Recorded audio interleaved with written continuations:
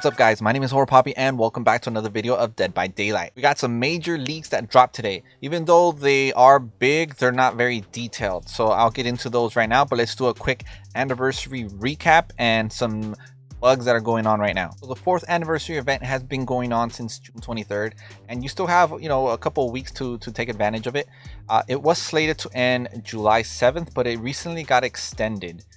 Just because of some of the bugs that were going on. If you haven't done the event, it's actually pretty straightforward. In theory, it's easy, but I know a lot of the killers have been really trying hard, being try hard and sweats against the survivors, not letting them escape with the crowns. So you basically just, when you spawn in with one of the original characters, not licensed, so these have to be the original creations of Dead by Daylight. You log in, load in into a match, and you look for crowns, and the crowns look like the little on screen here. Looks just like that on a pedestal, the crown right there. You get that, and if you have to escape with that item. So if you escape with it, then your character gets a cool little head cosmetic that includes the crown. Same thing with killer, with the original killers. You play a match, and it's easier on killer. You just basically get the crown and you're good to go. You don't really have to do much else. You can AFK for the rest of the match if you want, but with the survivor you do have to escape. With the killer there's no really requirements other than basically don't DC. That's it. Don't disconnect, just get your crown and end the match. Now with the release of the chapter 16 killer, the Pyramid Head Silent Hill chapter, and the 4th anniversary event, there were some bugs that came about that are still in the game. Dead Hard, for those that use it, have realized that it's not kicking in how it's supposed to. It's not proccing how it's supposed to. There is a bug with it currently that depends on how you use it. It's just not very reliable.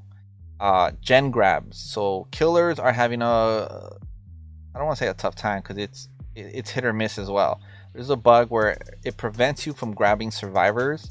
It either locks you onto the generator, so you're basically stuck there, or it just doesn't do the grab. It just kind of like activates the animation, but it doesn't complete it. It just doesn't complete the grab.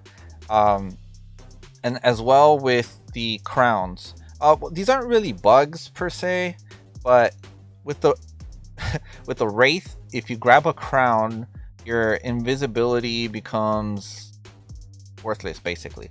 It's not that hard not to spot the Wraith, but when you get the crown, you look like a shimmery, sparkly gold confetti. There's no stealth to it. You can see this flying golden confetti coming at you. And then with the Wraith, not the Wraith, the Spirit. Again, if you find the crown makes you, when you're phasing, it makes the Spirit's hair go into the middle of their screen, and then I'll have screenshots of both of the thing as I'm talking about them. And then it covers, I don't want to say it covers the whole screen. It just gets in the way. You see it in the forward. So there may be, I don't know, times where, let's say you're going to a generator and the survivor is kind of in the middle of the screen. You may not be able to see them because of the hair, but other than that, the visual is pretty open still. It's just when you get up close, like the bottom of your screen and the center of the screen is kind of blinded out by her hair. One of the big bugs that's going on right now, it's the event birthday cake, which is, the Ghastly Gateau. Sorry if I'm mispronouncing it. There's a bug where it doesn't stack, and they're gonna fix that. I believe I saw that they're releasing a hot fix later this week, so it should be towards the end of Thursday maybe, or Friday, I don't know. Fixing that item as well as other bugs like the Konami code, which is bugged on console. Console players can't do the code still, and that should be fixed with this hot fix. Hopefully they get the Dead Hard out of the way and the gen grabs, hopefully. But there is a hot fix coming by this weekend, hopefully. And there's a question with the button sequence as far as the Konami code goes. Console players were telling me Okay, we get the code, but like, what does start mean? They don't understand how start translate. So the code, as you know, is up, up, down, down, left, right, B, A, and then start. Or console, or whatever you're playing on, PS4, Switch, Xbox.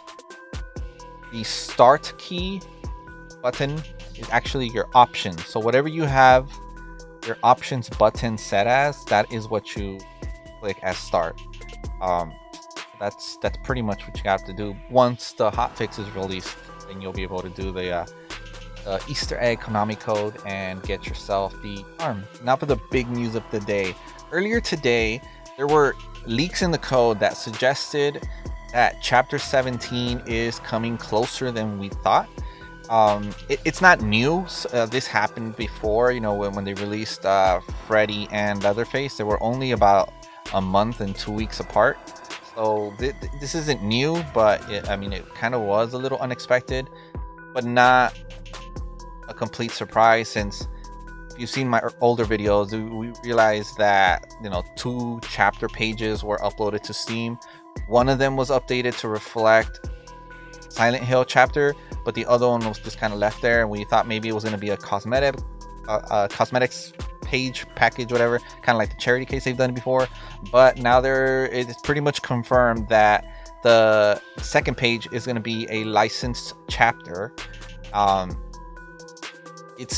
don't know, there's no information on who it can be, but again, the going thing right now that it's going to be Candyman and some kind of survivor off Candyman, just because it kind of ties in with the September release of the movie, and that it got pushed back. It could still be anyone, you know, there's no solid information indicating either. So I mean, you think it is? And then the reason we know it's a licensed character is the code itself indicates that the survivor and the killer can be purchased with Oryx cells only, which indicates a licensed character and not an original character, which you can buy with iridescent shards. So the killer, he's gonna come out with 2 outfits and 8 recolor outfits. So I mean, he's gonna have some options.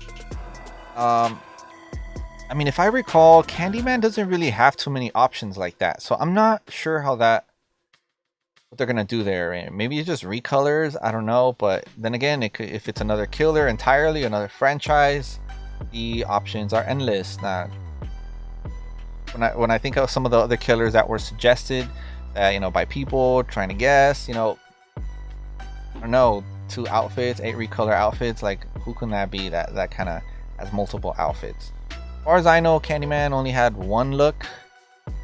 So I'm not sure. And the survivor has 3 outfits, 2 recolor outfits, 7 body and leg recolors. So that is way more options, and you don't see this too much with the licensed chapters, but you know, Dead by Daylight is evolving. Their, you know, options are key. So some of these may even be legendary skins, so that opens up even more possibilities as multiple characters. But there's nothing confirmed with any of that. That's just my throwing my crazy ideas out there. And as far as the release date for this, there is no release date. It can be as early as, you know, next month, really, and it could be as late as September. It's just surprising that the code is in here so early. But if you thought that was it, nope, there's more. Inside the leaked files, they also found crossplay code. Now, this is a new crossplay code, has been found a couple times already, but this is a very big detailed one that was found in the code. Now, crossplay has now been enabled or set to true in the code anyway, not actual features that were released, for PS4, Steam, Nintendo Switch, and Xbox. It's not to say that it's going to be in the game right away, but it does suggest that it may come with Chapter 17. And as with all leaks, some of this information can change down the future. You know, it is pretty early, and it's not something that's been officially released. So We do know it's coming. They did say themselves that crossplay would be here by the end of the year, and it's most likely coming sooner than later, which is great for us. And when it does release, I don't know if it's going to be for all consoles and PC playing together, you know, kind of like a test, or is it going to be phased where they're just going to do consoles first and then phase it into PC? So I don't know how that's all going to work out yet. But as always, when I find out, I will let everybody know. And as well with the leaks, there are some new dates that were added with some of the outfits that are going to be released in the shop. The cosmetics for the clown outfit are going to be released July 28th. For Yui Kimura, July 28th. The David King outfit, July 31st. The Oni is the only cosmetic on here that is labeled legendary. So we may be getting a Oni legendary cosmetic. So that's pretty exciting because they usually use those to change the character to something completely new, as we've seen with Legion, where he turns into the rabbit, you know, the rabbit mascot, and with the new Survivor that has 2 legendary cosmetics that turns into other Silent Hill characters, like the nurse, and I am forgetting the names right now, but so it's similar to those. So the Oni may look completely different with this new legendary skin, and that one's going to be released July 31st, so we don't have to wait too long, but it is a little bit of a wait. Now, we also have Adam Francis and the Spirit, whose cosmetics release August 4th.